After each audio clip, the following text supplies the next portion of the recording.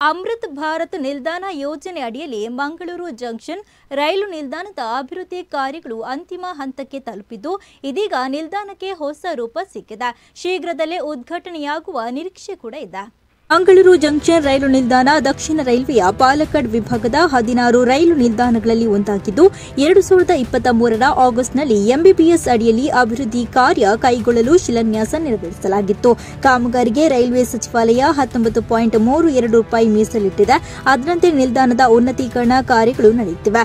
ನಿಲ್ದಾಣದ ಕಟ್ಟಡ ಹೊಸ ರೂಪದಲ್ಲಿ ಕಂಗೊಳಿಸುತ್ತಾ ಇದ್ದು ಸದ್ಯ ಕಟ್ಟಡಕ್ಕೆ ಬಣ್ಣವನ್ನ ಬಳಿಯುವ ಕೆಲಸಗಳು ನಡೆಯುತ್ತಿವೆ.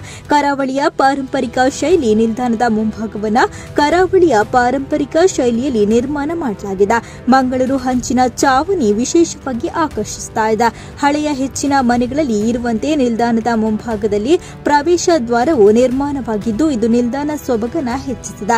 ನಿಲ್ದಾಣಕ್ಕೆ ಬರುವ ವಾಹನಗಳ ಸಂಚಾರಕ್ಕೆ ಅನುಕೂಲವಾಗುವಂತೆ ನಿಲ್ದಾಣದ ಪ್ರವೇಶ ದ್ವಾರದ ಮುಂಭಾಗದ ಸುಮಾರು 7,000 ಚದರ ಮೀಟರ್ ಪ್ರದೇಶವನ್ನು ಕಾಂಕ್ರೀಟ್ ಅಳವಡಿಸಿ ಸುಂದರಗೊಳಿಸಲಾಗಿದೆ.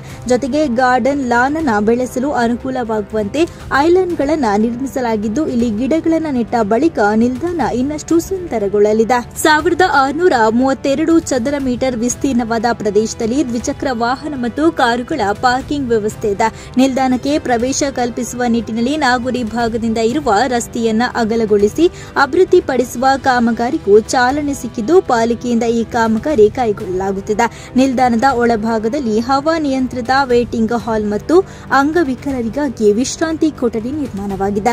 6 ಮೀಟರ್ ಅಗಲದ ಪಾದಚಾರಿ ಮೇಲೆ ತುವೆ ನಿರ್ಮಾಣ ಮಾಡಲಾಗಿದೆ. ಜೊತೆಗೆ ಪ್ಲಾಟ್ಫಾರ್ಮ್ 1 ಮತ್ತು 2 ಅನ್ನು ದುರಸ್ತಿಗೊಳಿಸಲಾಗಿದೆ. ಪ್ಲಾಟ್ಫಾರ್ಮ್ನಲ್ಲಿ ಹೈಮಾಸ್ಟ್ ದೀಪಗಳು, ಬಿಎಲ್ಡಿಸಿ ಫ್ಯಾನ್, ಮೊಬೈಲ್ ಫೋನ್ ಚಾರ್ಜಿಂಗ್ ವ್ಯವಸ್ಥೆ ಮೊದಲಾದ ಪ್ರಯಾಣಿಕರಿಗೆ ಅಗತ್ಯವಿರುವ ಸೌಲಭ್ಯಗಳನ್ನು ಕಲ್ಪಿಸಲಾಗಿದೆ.